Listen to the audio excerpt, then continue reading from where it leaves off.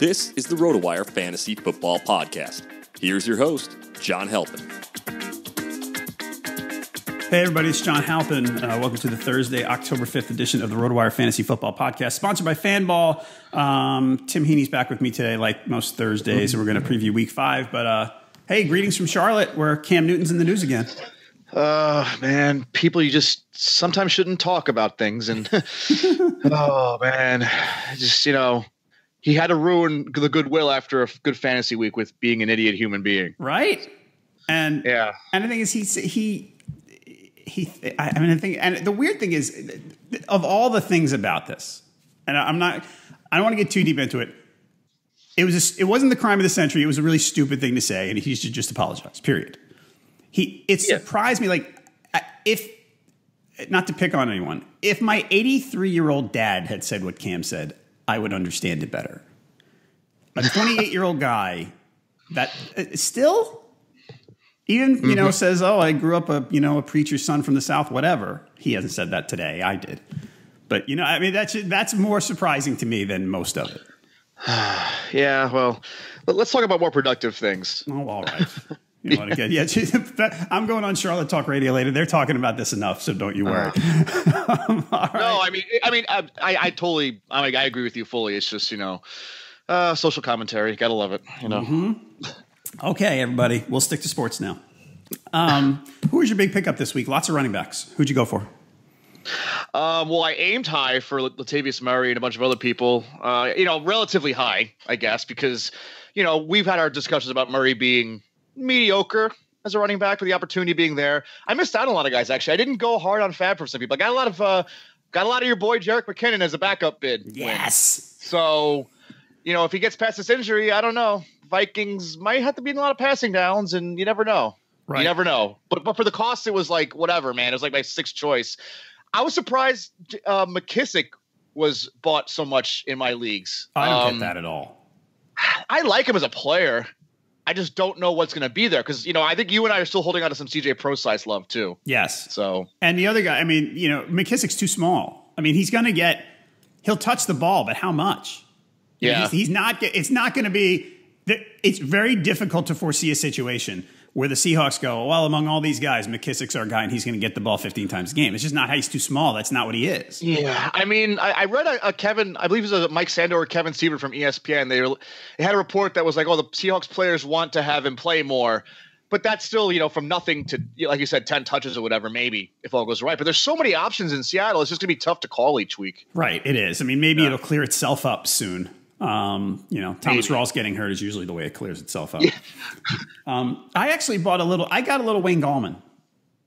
Yeah, he was actually higher than McKinnon on my list. I stashed him. I drafted Paul Perkins in a league, and I drafted Wayne Gallman as the last pick to handcuff it a little bit, but I had to drop Gallman at one point, and kind of regretting that now. So All right, everybody, we need to thank Fanball for sponsoring the RotoWire Fantasy Football Podcast. Check them out now, fanball.com. You can check us out on Twitter. Tim's at Tim_Heaney. I'm at JHalpin37. And the RotoWire accounts are at RotoWire and at RotoWire NFL. The latter is a news feed that you want any injury information, lineup information, whatever it might be, that's got it. We had our first set of buys, and quarterback seems to be the hardest hit here. Oh, yeah. What was it? Matt Ryan, Drew Brees, Kirk Cousins, and Trevor Siemian for two quarterback leagues. Yeah, Trevor Siemian. That's it's a big hit out of the gate for sure. Yeah, it is. It's so funny because when I started doing rankings this week, and I looked at where I had the quarterbacks, I'm like, I got that guy that high, and then I realized who was out. And when I got to number 15, I went, oh my god, everybody's terrible. You have to reshift your context when buys start with these things. So I will give you one before we get to this game. Deshaun Watson, QB5. Yeah, all right. I think Jeff has them at 9 or 8, one of those. But, yeah, the Chiefs have some weakness in their secondary. Right. Cousins has taken advantage a little bit of it last time. And, that's going to be a fun matchup to watch. Two good pass rushes. Yep. Two players with rising skill players, Fuller and all that stuff. But we'll get to that later, I guess. But that'll be a fun Sunday night game. It will be. I like that one. All right, let's start with tonight's game. Pats Bucks. Two defenses that are not good. The Bucks very injury riddled. It looks like last I saw, it looks like Alexander and Levante David were going to be out again. Yes, Alexander out. David doubtful. TJ Ward also doubtful. Yeah. I mean, it's a rough. They're rough going down there for them. So there should be, even though there was a short layoff, we could see some points here tonight. Oh, for sure. The Patriots don't have a pass rush really, or they have a collective one, but not a star that's really bringing them to the next level. Secondary's been garbage too. Yeah, I would go with the over tonight. You go with the over tonight, and the over under is 54. By the way, I don't care. Still, you're going for it. Garbage time Buccaneers, if nothing else, too. Okay. All right. So that's back to that. So now, basically, we're looking at a lot of skill players in this game. Gronk limited in practice Wednesday. I mean, you're rolling with him, but you don't like to see him on the injury report, certainly. Yeah, I mean, at least the Buccaneers do still have a good pass rush a little bit with McCoy and Ayers, and they might need Gronkowski a little more to block. So the Patriots are going to do what the Patriots can do. They're going to adjust to the game plan. It might be a lot of Chris Hogan against that really bad secondary with one-on-one coverage tonight. Yep. So all right, so you're going. Hogan, you're rolling. Danny Amendola, 15 catches in 3 games. Pretty busy. He was 5 of 6 last week, for what it's worth. Good conversion. This is the time where the bye starting. Danny Amendola looks a lot more, suitable for lineups now. Yes, he certainly does. Pat's back. So Burkhead out again. Dion Lewis ran for a touchdown last week. Is this a spot where you look and you say, I mean, this is every week with the Patriots, though. You say the Patriots are going to score somewhere close to 30 points. Odds are decent that Mike Gillislee is going to fall into the end zone. Yeah. I mean, especially with the linebacking core as crappily in the state as it is with the injuries, I think that's a good opportunity for Gillislee, especially if the Patriots are just running out the clock on them. Right. So. Otherwise, let's see. So are we Patriots skill players? Otherwise, I think James White. Would you want to roll with him in a PPR? Would you want to roll with James White? I think you gotta have to do the White Lewis in flex. I mean, Lewis is probably the third of the 3. Again, I wouldn't say he's elevated just yet. That was just kind of an extenuating circumstances last week where Gillislee was kind of like, third fiddle because they were coming back. That might not be the case this week with the game flow. So yeah, Lewis is, the desperation flex type. White is still second to me because he can just kind of do a little bit more of everything.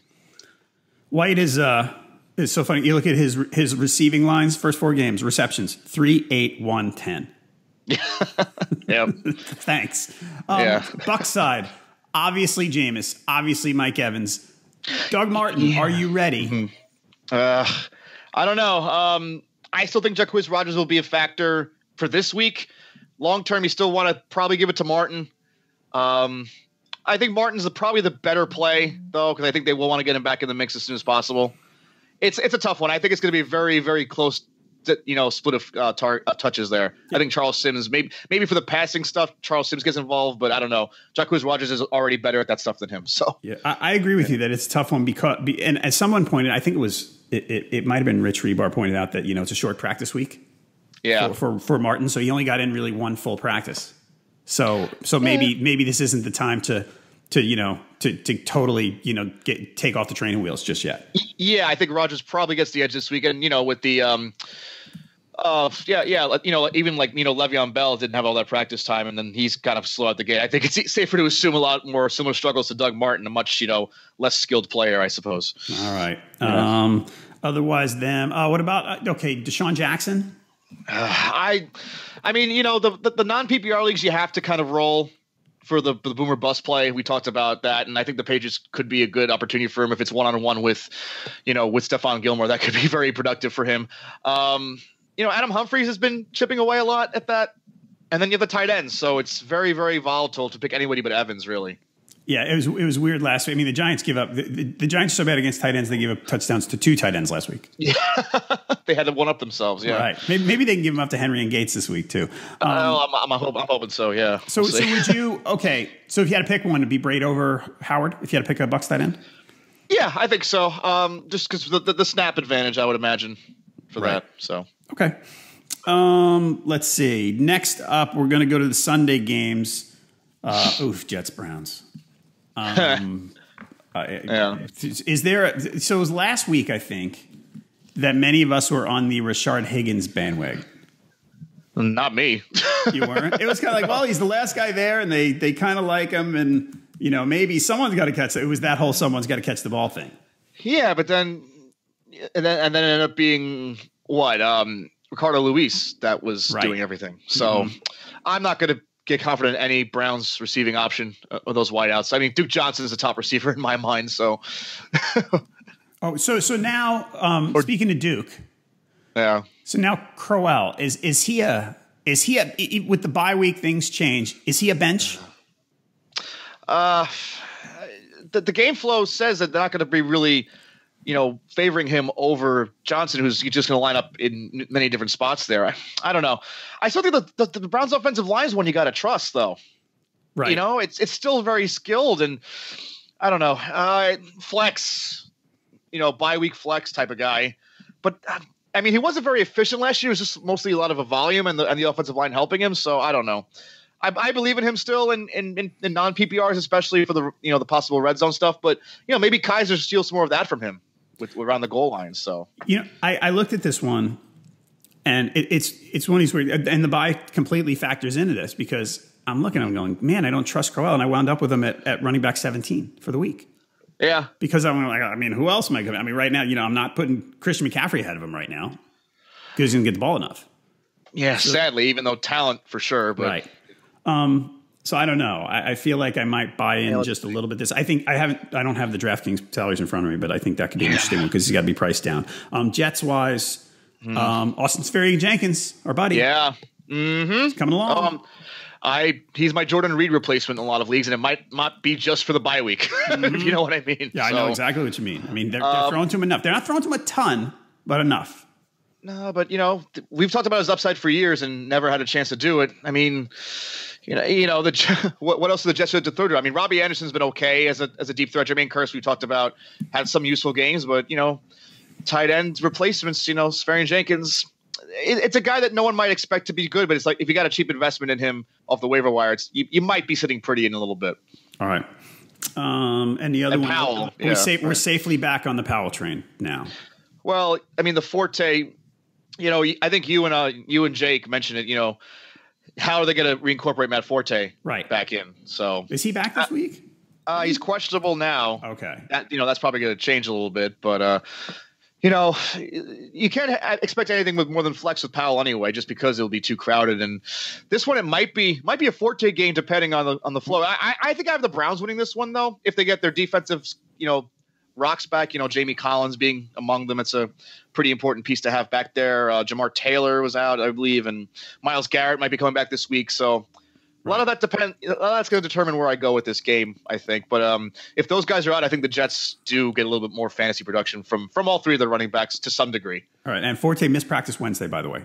Yeah, so there you go. All right, Panthers Lions. Speaking of Christian McCaffrey, this is an interesting one because you've got a lot of nice fantasy players in this game.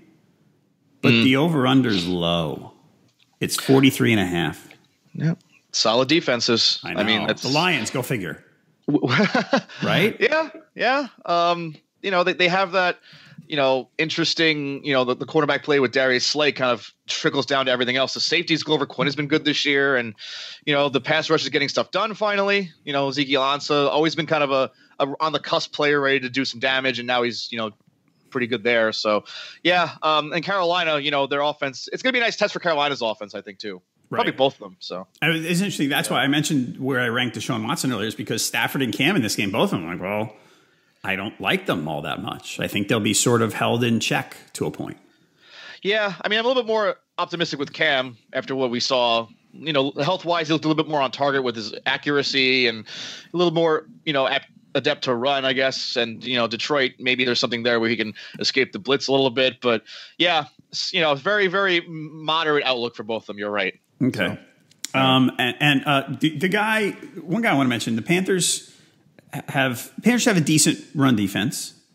Ameer Abdullah, he's getting the workload. If you supported him coming into the season, you got to be happy with him right now. What is he up to? 68 carries or something in 4 games? Yeah, it's a pretty good pace. Theo Riddick, deservedly was the more fantasy relevant guy, but if they can establish a ground game where they can actually control the clock and not have to make Stafford turn the ball over. It might not be good for fantasy, but it's good for the team as a whole. So I don't know. Zach Zenner might be mixed in because, Abdullah is nursing that ankle injury, limited in Wednesday. So, I think this game might be a comeback for him regardless, even though the Vikings were a tough defense as well. Carolina might be even worse, it's tougher along the front there. So it might be a Theo Riddick game again, especially if it's, going to be one of those less between the tackles work. So this might be a Riddick game for me. I might, kind of shift my expectations that way a little more. All right. Are you on the Devin Funchess bandwagon right now? Looks good. If he avoids Slay, absolutely. Yeah, right. I think Slay's a follower, so I'll probably stick with Benjamin, but I can't confirm that right now. But 2 touchdowns, you're gonna expect that anybody to come down from that. I'm not saying anything new, but yeah, I think the targets have been there since Greg Olsen's been hurt. So absolutely, wide receiver 3 most weeks, I think, moving forward until Olsen gets back. Yep. So. All right, everybody, most of you tried daily fantasy sports games, and, we know how it went. You had fun playing, you loved the competition, and you lost some more. The Sharks, they worked you over, took your money, and you quit playing. But playing daily fantasy is supposed to be fun. It's just that continually losing isn't. But we're here to tell you about a whole new approach to daily fantasy sports, the Fanball number at fanball.com. Here's the Fanball difference. Your Fanball number identifies your skill level, and it ensures that you play in contests against players at your skill level. If your Fanball number is 35, you're not going to be playing against experts rated in the 80s and 90s. They have their own contests. At fanball.com, every player has a Fanball number, and every contest has a Fanball number. So you can find a contest rated around 35, knowing that it will have players just like you. They've leveled the playing field with the Fanball number at fanball.com. Have more fun and a better chance to win. Fanball.com. All right, let's go to the there are a lot of bad quarterback matchups this week, by the way. Yeah, well, we got a bunch of them coming right here. Yeah, Niners Colts. That's a rough one. Yeah, Jacoby Brissett though. I don't know. There's something still intriguing about him. I picked him up. There is a league where Kirk Cousins was my only quarterback, and I looked at the wire and I picked up Brissett. I picked him over Jared Goff.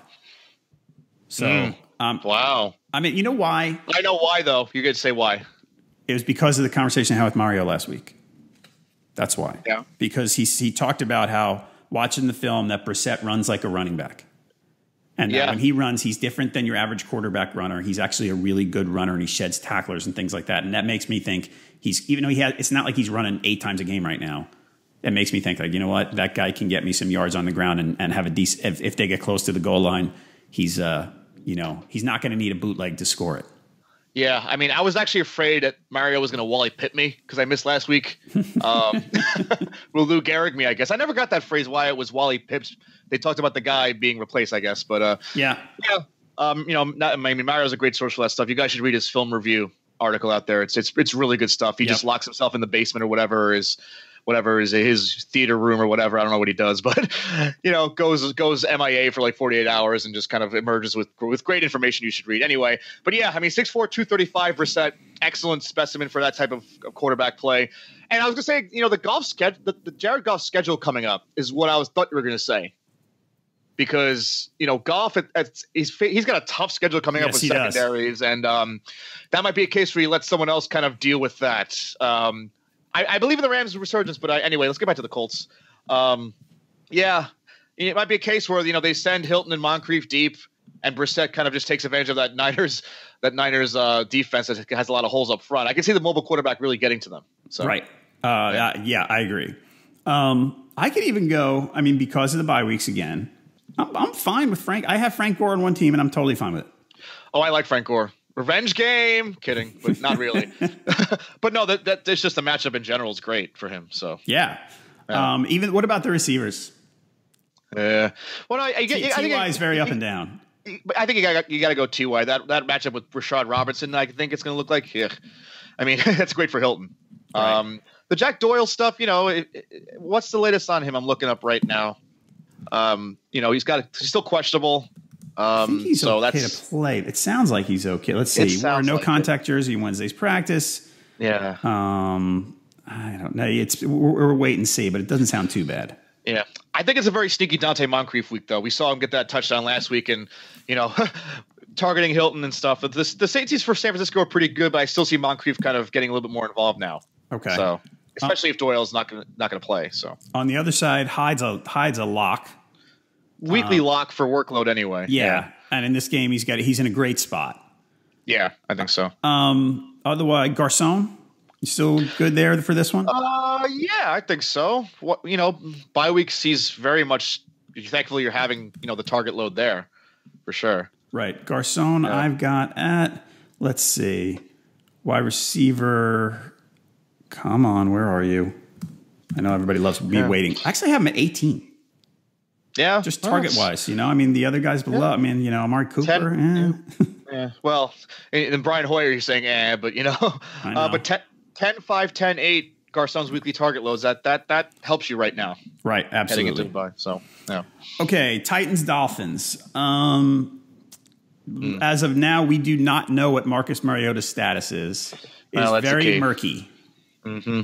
And this doesn't seem to be. Like, it is really murky. It's not. Yeah, sometimes at this point, like we said with Doyle, you look at guys, you go, if I'm reading the tea leaves here and seeing what people say, it sounds like this guy's going to play. With Mariota, we kind of have no idea. Well, I mean, not that the fact that they signed Brandon Weeden should signal anything, right? The fact they added another quarterback that has NFL experience, good or bad, is probably a sign of caution, if nothing else, but definitely leads me to be negative about it. Okay. So what does this do to your Titans receivers running game? You would think they'll line up. I mean, Matt Castle would be the backup. This would make me look at the Miami Dolphin defense pretty hard as a streamer. Oh, for sure. I'm not high on Decker most weeks anyway. Rashard Matthews maybe is a flex. Delaney Walker's probably a decent starting tight end though. Yeah. For the check down factor a little bit there. Jeff Erickson has him ranked 5th in his value meter. So that's about where I would go with him. The check down, and you probably get a lot of Murray Henry. I hope if they were smart, they go like 40 touches combined with those two. Right. So the other side. So I mean, Cutler. I feel like I'm reading this week too many people recommending Cutler as a streamer. Based on the opponent, but I'm looking at them going, hey, everybody, I did this last week, and let me tell you, it's not a great idea. I mean, Deshaun Watson's totally different quarterback. He's able to extend plays a lot. Cutler extends plays into turnovers. And that offensive line is some of it might be Cutler's fault. We get into these discussions of the offensive line is bad because he holds the ball too long or something, but no, I think it's just mostly Cutler. I think the Titans defense actually isn't as bad as most people say this week. I would make them like a low end streamer against Cutler. Right. I think it's more. I'm not saying Jay Cutler's gonna have a good week. I think it's more the opposite, like you said. So. Okay. Yeah. Are you still there? He's still getting the ball to. I mean, Parker's still doing okay. Yeah. Another downfield boomer bust, but I think there's a connection there. Right. Garbage time connection, especially. All right. Does Jay bounce back this one? I don't know. It's, I wasn't the highest on him last year this year because he had a lot of boomer bust 200-yard games and then very fizzled out otherwise. I don't know. I think you have to play him if you own him, but I'm not excited about it. No, because that Titans defensive line does not get enough credit, even though they've been a little bit weaker. Right. But okay. Let's see. Next up, Bills Bengals. Are the Bengals back to okay where you're not worried about them anymore? In general, yeah. I think the new offense with Bill Lazor is gonna. We've seen how they fed AJ Green. They got Joe Mixon as the lead back now. But this is a very prudent game for both of these teams because Buffalo's defense has been great, but there's some questions still because they lucked out a bit against Atlanta with the injuries to Julio Jones and Mohamed Sanu. I think that affected things a little bit. Both these teams are kind of ready to go either really up or get a nice reality check again. Right. So, okay. I don't know. So Mixon, even against the Bills defense, I'm good with some of my Bengals. I think you have to be. The guy, and I'm, this is one of the guys I've been talking about too much. Can we please give Charles Clay some respect? Please. Oh, no, for sure. Absolutely. I mean, he's just, I don't mean you, but the guy has just, well, let's see. I'm look at rankings here. All right, people have got consensus ranking is 5 on Fantasy Pros. I'm good with that. I'm not going to pick on anyone. Charles Clay, lot of catches. And Charles Clay's still available. And I think he was at 67% ownership last I checked on Yahoo. So good there. Well, Jordan Matthews' injury changes everything. Yes. So. Otherwise, is Tyrod a streamer here at all? I think so. And you know, that sounds like always excitement. Tyrod Taylor. We actually a little bit down on him on the website. Jeff has him at 21. I'm a little higher than that, I think, because there is some mobility that he can kind of execute against this Bengals. Although the up front, the Bengals are still, you know, pretty darn good as well. And this is going to be a test for that Bills line. So I don't know. A borderline stream for me this week, maybe like 15 or 16 quarterback. I have him 16. So I'm there you go. There. Okay. Chargers, Giants. Yeah.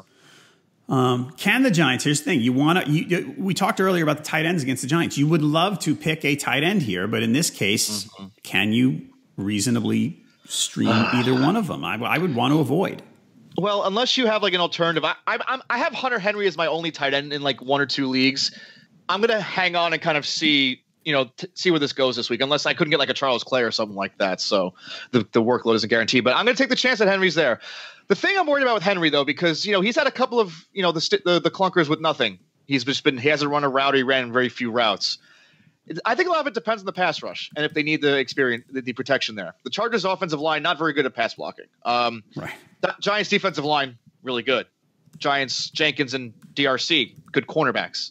So that kind of compounds the coverage sacks that they might take with Philip Rivers here.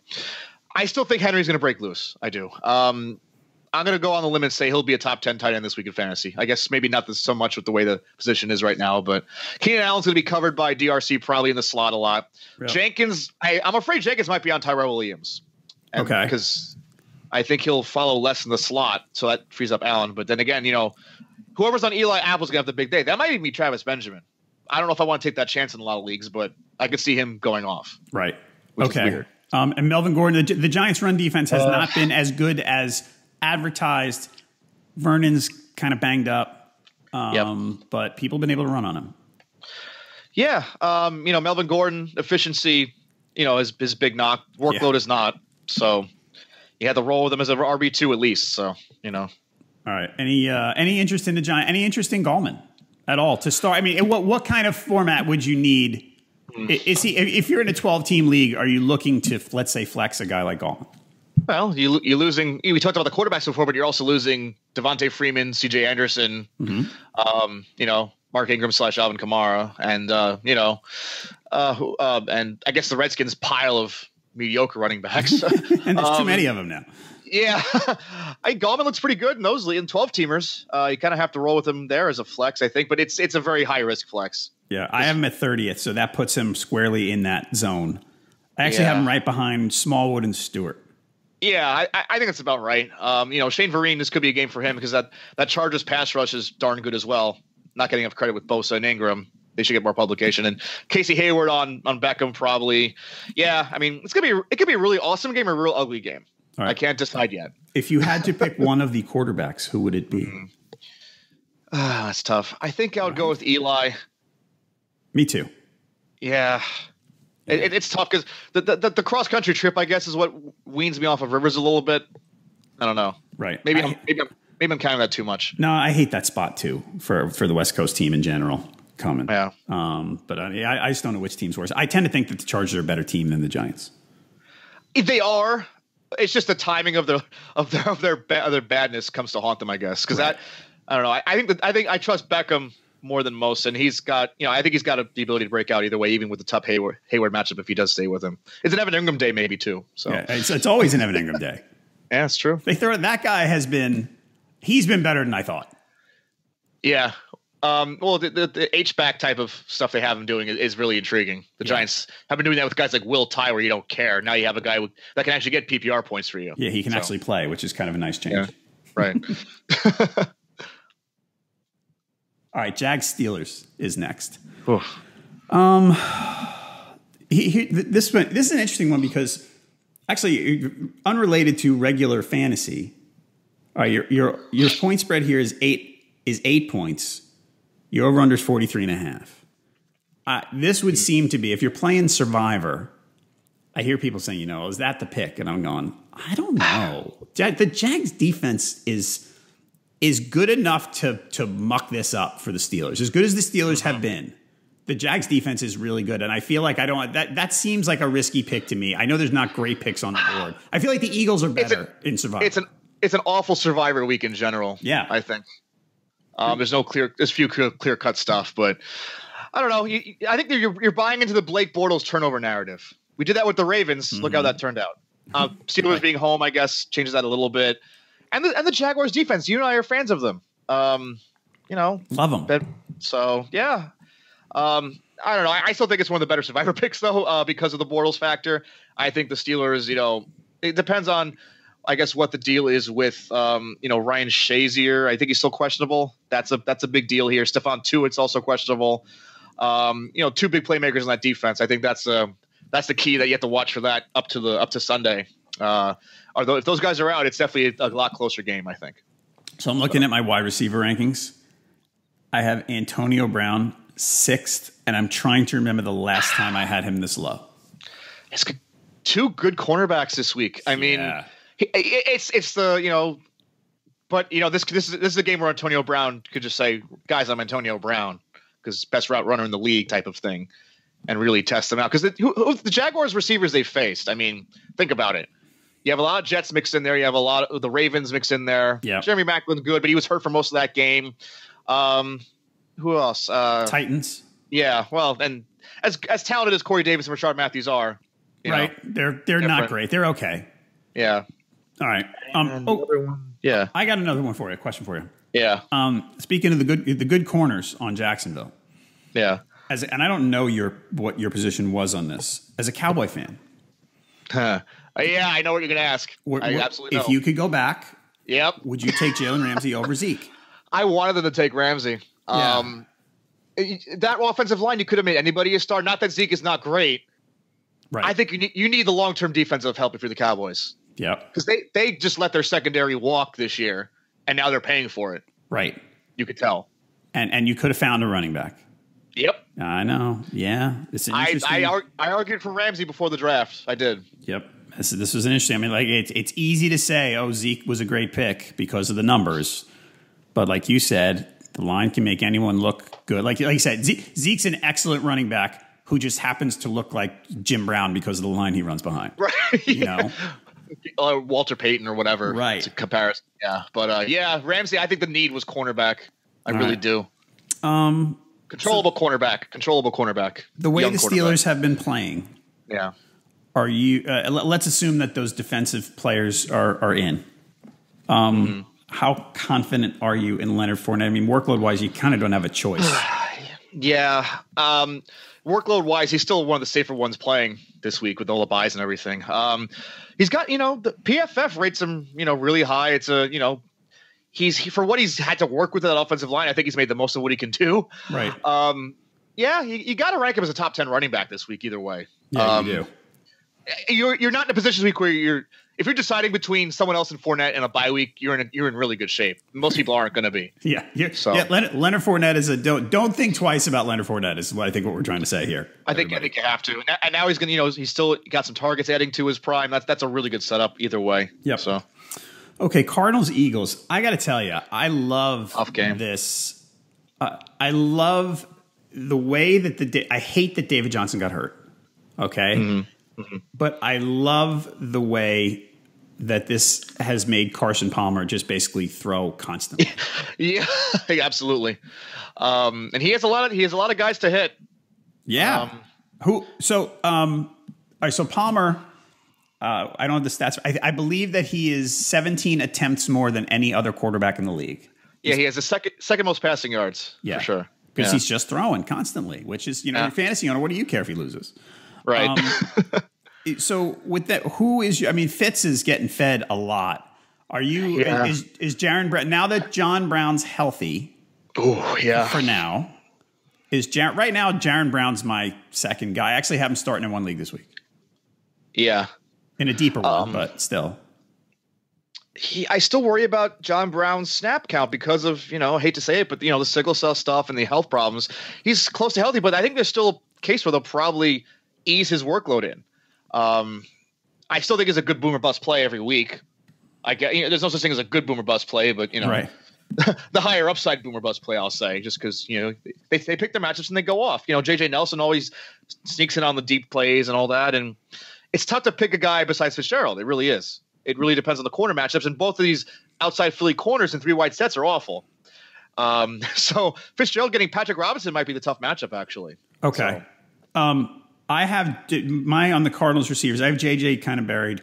I have John Brown 41st and Jaron. Is it Jaron or Jaron? I keep asking. I think it's Jaron. It's Jaron. I think it's okay. Jaron. Yeah. Jaron Brown 33rd at wide receiver. Yeah, I mean that's a pretty good close. That's a relatively close, accurate depiction of it. So I think Jaron Brown or Jaron. Sorry, I'm going to stop doing this. J.A. Brown. J.A. period Brown. J.A. period Brown. Yes, he is. Let's see. Last few weeks. 11, 6, 12 on targets. Yeah. So I mean, he's looking for him, and he's not a he's not a slow guy. He's not an unathletic guy. He's a pretty he's skills wise. It seems to be there for him. Yeah. Yeah, but I don't know. I still like RJ Ellington out of the backfield, and they do too. Yeah, they certainly do. Last year, what did he get? 9 passes last week. Something like that. Yeah. Yeah. He had like double-digit targets. I know that. Other side of that one, what do you make of the Eagles running backs? It was an interesting split last week. Man, yeah. Very interesting. I don't know. I mean, Blunt, I think Small was the most complete of the three that are remaining atop that depth chart. Yep. You could do a little bit of each. Blunt's going to break loose or, he breaks the 70-something yard run or whatever. He had a long run. I'm not counting on that from Blunt every week, even though this Eagles line is playing up to its reputation now. Really, really stellar in the run game.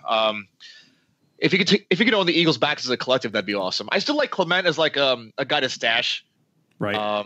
The profile is great, I think, for not lead, but 10 touches per week if someone gets hurt or something like that. Smallwood's still number 1 for me. Blunt 2, Clement 3, I think. Okay. And I've got Wentz at QB 9 for this one. Yeah, I think that builds in the risk enough. I think the Jeffrey Patrick Peterson match is going to be stellar. I think it's going to be fun to watch that one. Right. The slot play and otherwise, it's the Torrey Smith Nelson Aguilar weekly death wheel, I guess, to see if anyone can do anything. Because Zach Ertz is probably number 1 on this pecking order now. Did you ever? So the last 2 years, and by the way, one thing you mentioned about the Eagles line, I wanted to know: Fletcher Cox did not practice Wednesday, so he's a little. We're not sure. The other side, that's a biggie.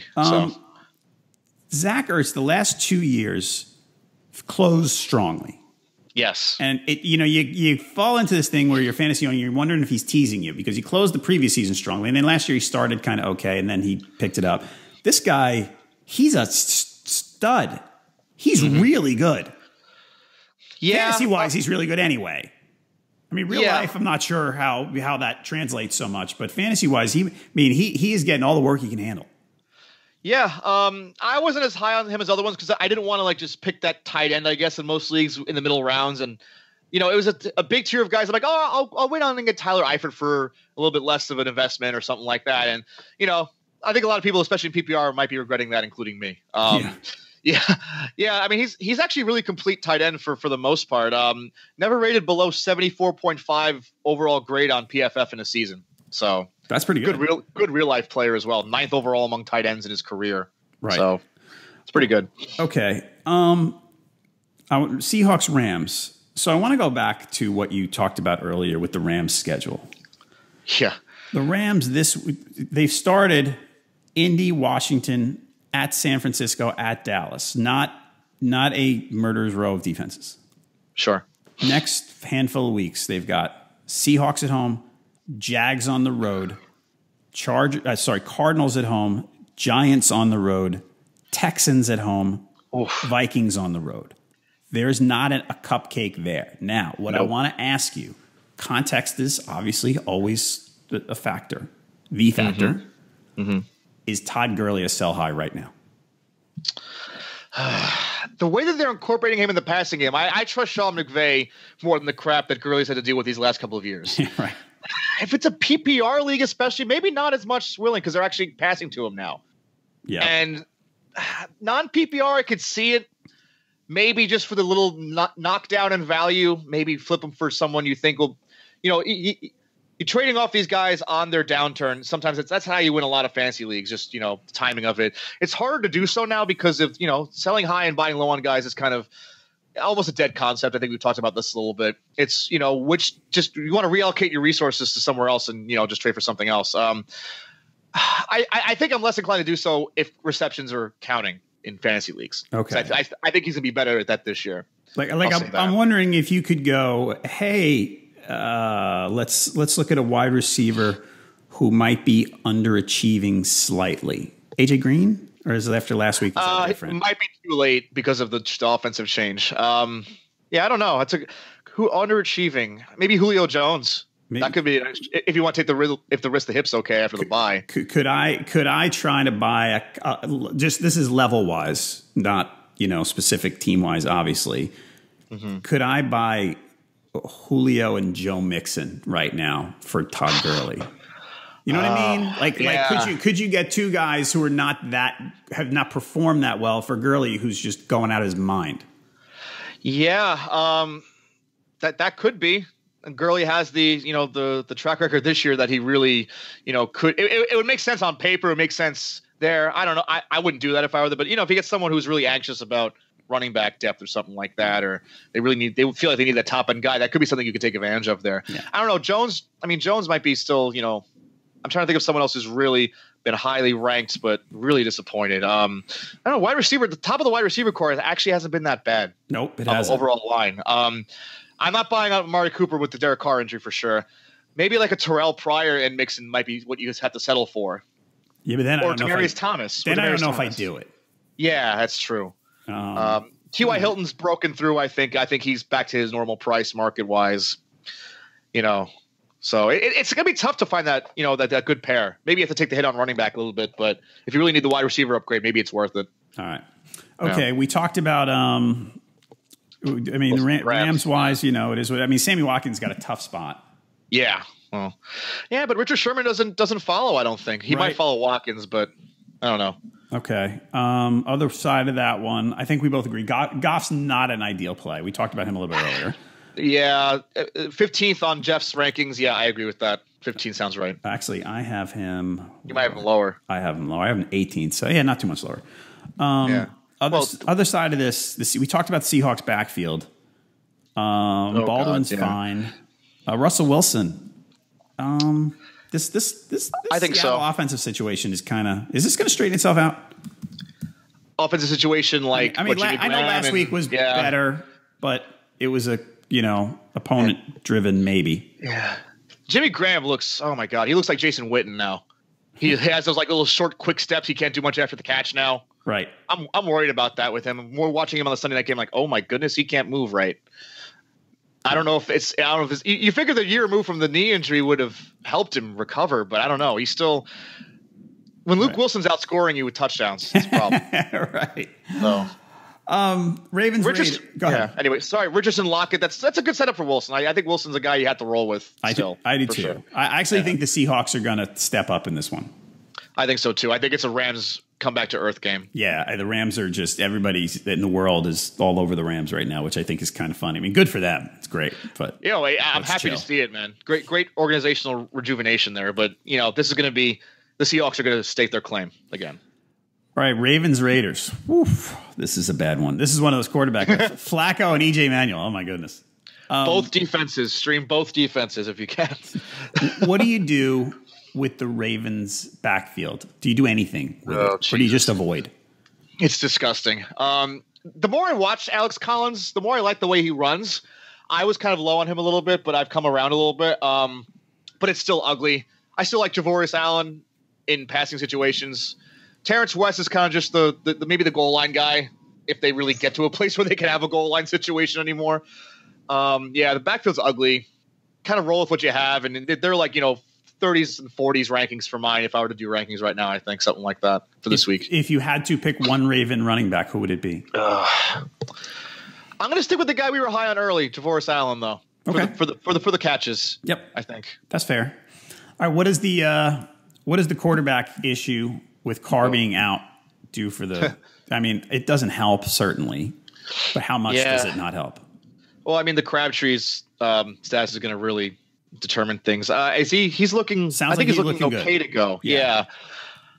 Maybe they incorporate Jalen Rashard more, maybe get some DeAndre Washington looks, because Marshawn Lynch is. I think we get back to be saying Marshawn Lynch is looking like he should have retired. I think you're being vindicated after all this, John. There you go. How about that? Week 1, it didn't look that way. Yeah, well, he faced 2 in week 1. Was it Titans? Oh, goodness. That's Titans. Yeah. But the Raiders' offensive line, you should be able to do more. Right. You should. I mean, yeah. I don't know about this. All right. So Cooper. Oh my goodness. Yeah. What? I mean, where this guy? I don't know. I kept thinking, oh no, he's going to be fine. He's going to be fine. He's not fine. He's not bad. But he's not as are we able to say at this point he's just not as good as we thought? Are we there? Sorry, I just dropped my drink because we were talking about Cooper. I don't know. He was highly touted for his catch radius coming out of college, if I'm not mistaken. And when that's your go-to and you're not doing that in the NFL, it's kind of hard to really back a guy long term. Crabtree just has that comfort factor about him, and Derek Carr being out, maybe that won't matter. Maybe A.J. Manuel will go to Cooper because of that. But, Seth Roberts, all he does is catch touchdowns. New Chris Carter. I don't know. It's a really messy situation overall. Maybe Jared Cook gets more. If I'm an Amari Cooper owner, I'm kind of befuddled right now. Jared Cook, let's see, 25 targets in 4 games, and he's got 16 receptions. So that's pretty good. Yeah. Absolutely. That if you're looking for a streaming tight end, folks, that's not a bad one. Might be more than a stream, depending. It might be. That's right. I mean, if you don't have, Gronk, Kelsey, Ertz, there you go. Jared Cook's a pretty solid option. All right, everybody, buying tickets can be complicated and confusing, but there's a better way to buy with SeatGeek. SeatGeek is the smartest, easiest way to get tickets to every game all season long. Whether you're planning a day out with friends, searching for a last-minute deal, or buying a gift for a loved one, SeatGeek helps you find the best seats at the best prices, fully guaranteed. Nothing beats being there in person for the biggest plays of the year, and SeatGeek will get you closer to the action for a great value. I have the SeatGeek app on my phone. It's a very easy way to shop for tickets. I can be anywhere, just a few taps. I can find seats right away.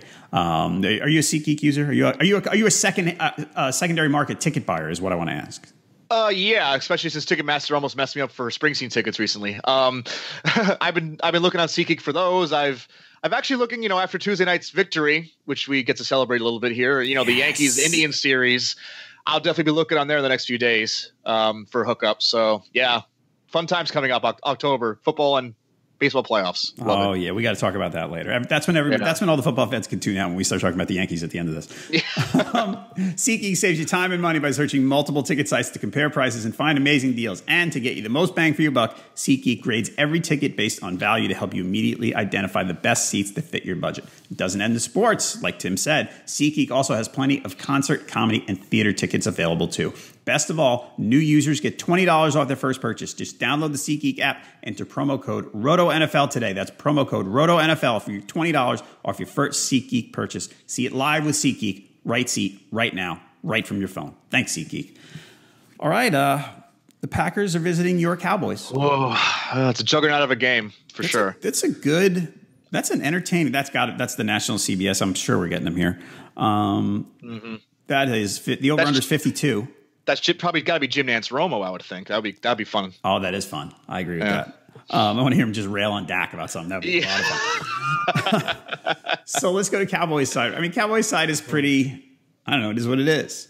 It's cut and dry. Yeah. You got 3 guys that you're starting and a bunch of guys that you're not. And the fantasy. No, 4 guys. Witten, you're starting. I think Witten's going to slip through a little bit here. I mean, that Packers secondary, man. Oy.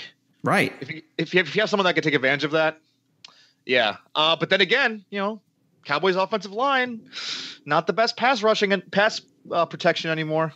I'm telling you, you were right. I think you were the one who first said it to me that the slight adjustment that everybody overlooked during the offseason was bigger than we thought. Yeah, Leary and Free, man, 2 big losses. Yep. It's not going as smoothly as we expected. Other side of this. Yeah. Right now, Ty Montgomery, we got to assume a no on this. I think so. Yeah. So Jamal Williams practiced in full on Wednesday? Is what I think I saw? Yeah, I'm checking right now. Yeah, he practiced fully on Wednesday. So the Aaron Jones buyers probably not going to be totally happy with this. No. But I think Jones is the better Montgomery replacement. Straight up. Okay. For skills and role. Passing downs, Aaron Jones, I think, will be there. Okay, that's fair. So I mean, he's not going to get you. You were probably hoping he was going to get a whole bunch of work, and it might not pan out that way now. Yeah, he's probably like a 20-something running back now with Williams being active. Okay. I still think he's a better fit. So, all right, got the two-way game pretty strong, I think. Devontae Adams limited at practice. He's a maybe. Yeah, he actually. I mean, surprisingly, he's a maybe. Like he's more of a maybe than Montgomery. Montgomery, you look at, you're like, the guy's got broken ribs. He's not playing. Yeah, but I mean, he's talking about getting the Kevlar stuff like that for whatever that's worth. I believe. Well, Jordy Nelson did it last year, I think, in the playoffs or recently. Maybe there's some connection there. You could say, all right, here's what you could do. But obviously, running back and wide receiver, it's a little different, right? In expectation of pain. So, Adams. I mean, oh god, I'm just glad his extremities are okay after all that. Oh my god, yeah, that was awful. If Adams, I mean, the way the Cowboys have looked on defense, which is not great. if Adams is out, if let's say you're an Adams owner, are you looking and going, hey, I'd love to grab Geronimo Allison? You have to. I think you have to. The direct replacement with Cobb, very similar expectation there. Probably get at least 5 targets in that game, Allison. Okay. He's a sneaky good player. Not many people talk about. Imagine if he had a bigger opportunity in that offense. Right. Yeah. Let's go to Chiefs Texans, which we started talking about earlier. I think the Chiefs run into a tough one here. Yeah. I think they'll have more trouble moving the ball for sure. Right. Yeah. I mean, these guys, they're the top, not the top ranked offense, but they're one or second in yards, I think. Alex Smith is like a top 5 yards per attempt quarterback, I think. He's up there. The world is crazy if that's the case. Well, Kareem Hunt gives you a little more room for everything. So, how much do you like? Where are you on Tyreek Hill right now? Were you a Tyreek Hill buyer? I was not. Another regret, but I don't know. There's still a little bit of doubt for his consistency. So right. I mean, he's getting the looks. Yeah. But yeah, I don't. He's Deshaun Jackson for me in some ways. That's not fair. Numbers wise, not style wise. Right. I think Hill's actually becoming a better route runner, which is crazy. At least for those intermediate routes, I think Jackson's got the better deep skills for his career. But no, I think you have to start Hill either way here. But again, you have to be really well off not to start him. And the PPR owners, I mean, he's got 21 catches. I guess I can't argue with that. That was the knock. I mean, was he going to get those mid-range work as efficiently? And now he's actually proving he's adapting as a wide receiver. That's good for his long-term value, I think. So I think he's turning me around on him. Texans, I don't know. I mean, it is what it is. I mean, we talked about Watson. You're starting Miller if you have him. You're starting Hopkins if you have him. Are you going to Will Fuller after last week? You got to wonder if Fuller's going to hit Marcus Peters this week. Yeah. Hopkins, I wouldn't be as worried about because Hopkins is going to get fed either way. Right. I'm not really worried about that. Fuller on Peters, I think Peters handles him a little bit better. Okay. So, got it. All right. Maybe it's a high flex Fuller or something like that if you want to be conservative about it. Vikings Bears Monday night. Sam Bradford still maybe. I hope you're not waiting to play Bradford in any fantasy league, even with the decent matchup. Right, day to day. That's what we got here. The other side, it's Mitchell Trubisky era begins in Chicago. Yeah. Whee! I mean, you think there'd be more life to their plays. I think he can extend plays a little bit better than Mike Lennon. I could probably extend plays better than Mike Lennon. His pocket presence. Trubisky will be apt to, I think, run more, so that's going to help in fantasy. I have him in a keeper. I have him in a dynasty 2-quarterback start league. I'm very excited about the future for there, even though I have Brady, Stafford, and Bortles. Got it. So it's his legs maybe will help him, but who's he going to throw to besides Tarek Cohen and maybe the tight ends? I don't know. So speaking of Cohen, after last week, was last week a little fluke? Was it because the first 3 weeks he was very busy and he became an instantly valuable definitely PPR option at running back. You know, he was like, this guy's he's going to touch the ball a bunch. Last week, he did not. What are you doing here? Yeah, that was weird. The game script was perfect for that. I don't know. Maybe I wonder if there's still questions about his pass protection. I would love to dig a little bit deeper into that, but it seems like he's been pretty good at that so far. I mean, Jordan Howard's. This is not really a game script for Jordan Howard, unless you want to transfer the Ameer Abdullah production last week to this week with that. I'm not sure if I want to do that, even though the Bears' offensive line generally okay, but they've been a lot worse this year than they have been last year. I think Mike Glennon's really hurt him with that. So I don't know. Not really high on either running back in this one.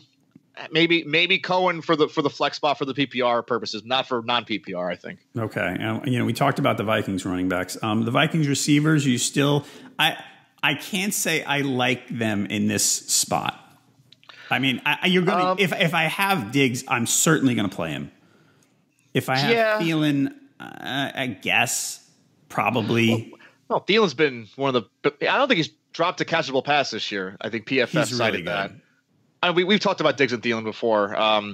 The switching of these roles, like kind of Thielen being the slot guy more and Diggs being the outside, has just opened up things so much.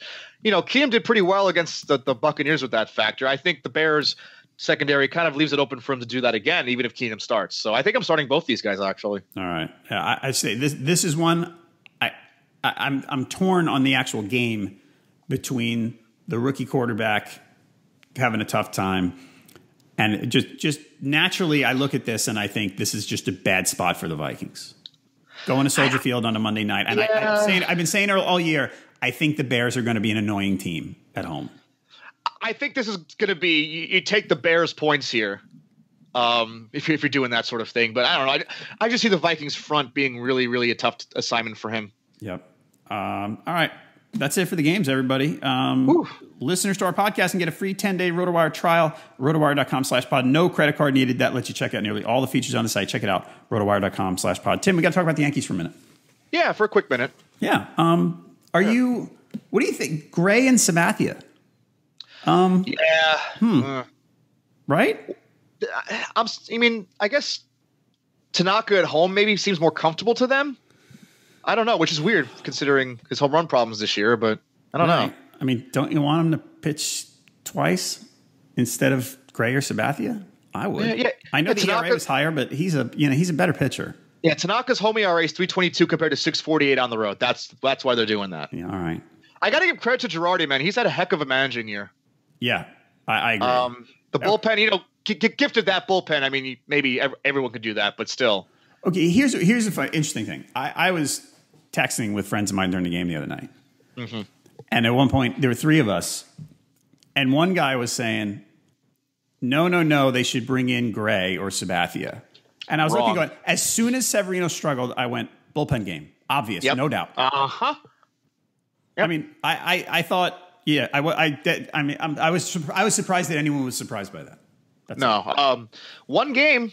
That's the thing. Your roster is totally different for a one-game series. Right. And you take advantage of it. Chad Green has been a monster this year. No one talks about that enough. Right. And he didn't even have to use. He didn't use all his bullets from the bullpen either. Nope. Not that he wanted to use Betances, I guess. But no. Yeah. I mean, Robertson and Conley going 2+ innings. That's killer for anybody facing them. He pushed it a little bit with both Green and Robertson. a little bit. A little bit. But you have the day off, though. I know, but you can sort of see that there was some struggle. I'm not complaining with what he did. I kind of went, you know what? He's pushing his luck a little. He probably tried to get a couple more outs than he really wanted to with those guys, and it worked out.